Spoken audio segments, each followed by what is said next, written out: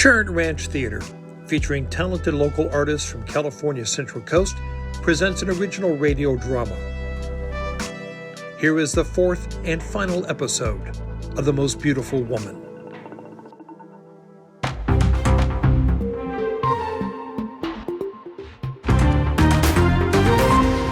It's Wednesday, May 5th, 2025. If you're just joining us on KPCC Public Radio, my guest is LA attorney and author Michael Weber.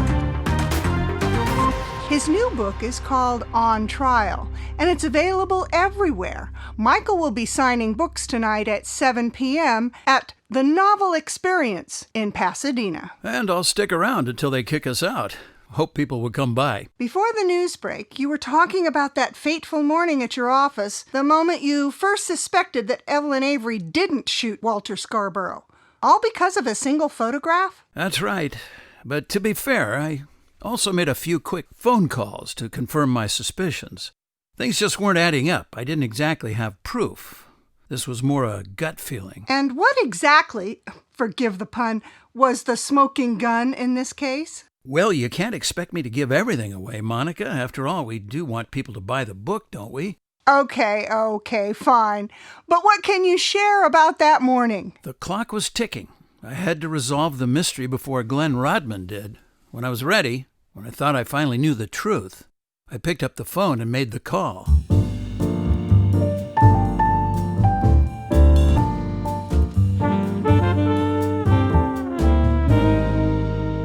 Michael, what is it? Is everything okay? Evelyn, I need to see you. I need to see you now. It's important. Can this wait until tomorrow?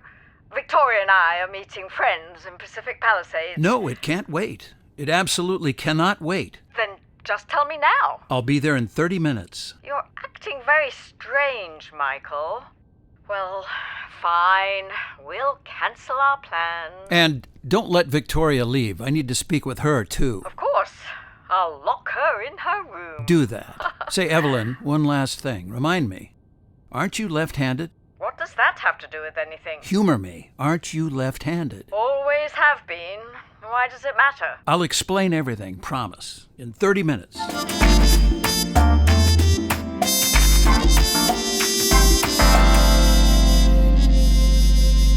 I don't understand. What's going on, Michael? This behavior isn't like you. Yes, Michael, what is it? What's wrong? Listen to me, ladies. We don't have much time. The police will be here soon. The police? Unbelievable. Now what do they want with Evelyn? Victoria, they're not coming for Evelyn. They're coming for you. What? Is this some kind of sick joke? I'm going to represent you, understand? But Michael! Everything you say is confidential. I killed Walter. Understand? I shot him. But you need to tell me what happened, Victoria, before the police get here. About why you shot Walter.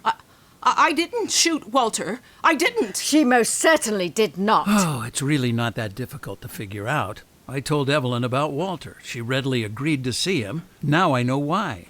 Evelyn saw this as your one and only chance to finally get you two together. So she called you. You drove down from Santa Barbara. It's not that far. I was home all day. No, you weren't, Victoria. CHP issued you a speeding ticket at 1:37 p.m. on the 101 outside Chino Hills that afternoon, doing 85. You were in a hurry. The DA already knows. Then what? Then why would I come talk to you that next morning? You wanted to know what Walter told me. You wanted me to think you had been at home the whole time. You had me fooled. Then I saw an old photo of Evelyn and Walter. Photo? What photo? One with you holding a tennis racket in your left hand. The person who shot Walter was right-handed. Aren't you right-handed, Victoria? This is all conjecture and speculation. I won't have any more... Enough! Mother! Victoria! Enough! It's over. What do you want to know, Michael? The truth. For once. You're right. Evelyn called me with the news. I couldn't believe it. Walter was coming to the house after all this time. This would be my only chance to see him. I certainly wasn't going to stay away. I just didn't know what to expect. So, you were here when I dropped Walter off. I parked on the street so you wouldn't notice my car. You don't have to say anything, Victoria. It's fine. I want to.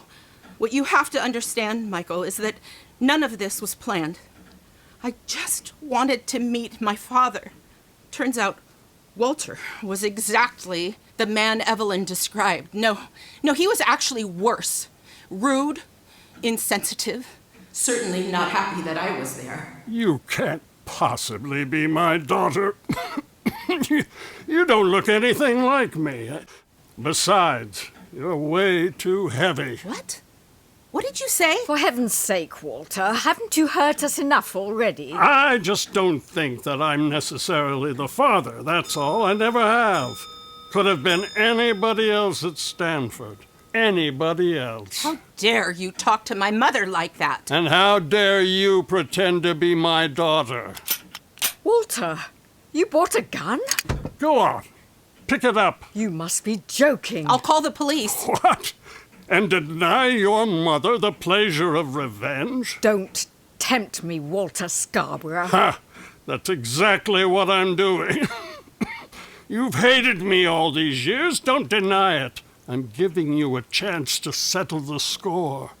Shoot me. No, absolutely not. How about you, my supposed daughter? You must hate your old man. I read all those horrible stories about you. I told myself they couldn't be true, but they are. You're a monster. Get out. Leave or I'll call Michael. Shoot me. Get your revenge, Ev. You know you want to.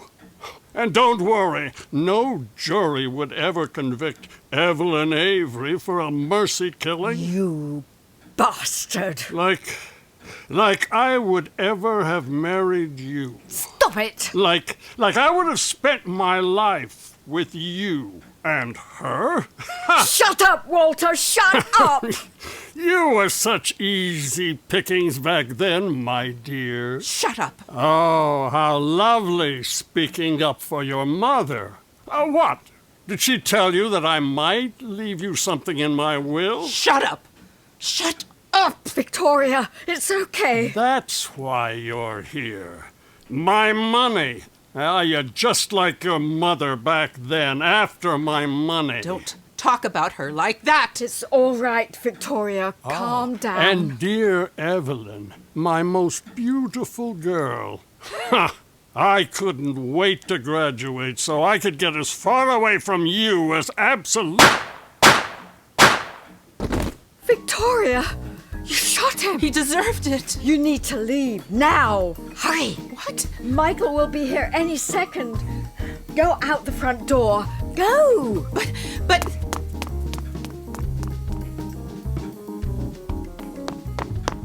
My God, Evelyn. Ah, there you are, Michael. I'm afraid I'm going to need your services once again. Well, there you have it, Michael. No more lies. No more deception. I don't know what came over me. I was filled with such anger, such hatred for this man. In truth, it was building for years. Walter Scarborough was a terrible human being. Are you sure you still want to defend me? Absolutely. More than ever. And may I just apologize, Michael, for my role in the deception? I was only trying to protect my daughter. I love her so much. That should be the police. Remember, both of you, don't say a word. Let me do the talking.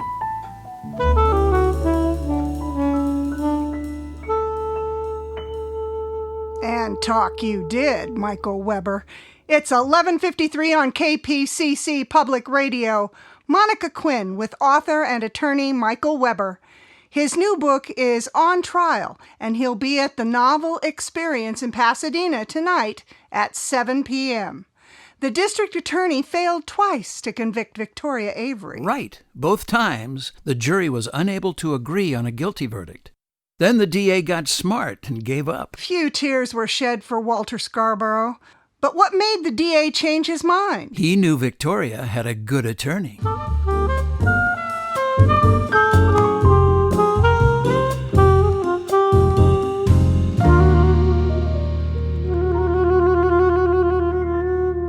Okay, if everyone will just line up over there, Mr. Weber will sign your book. And thanks, everyone, for coming tonight. Be sure to buy 2 copies. The second one will make a great gift. Okay, right this way, please. Who's first? Maggie? Why are you so surprised, Michael? I love this book. Hey, I am mentioned by name 10 different times. I counted. But you already have a copy. I figured I'd buy a few more. But you may have to give me a raise. Books are expensive.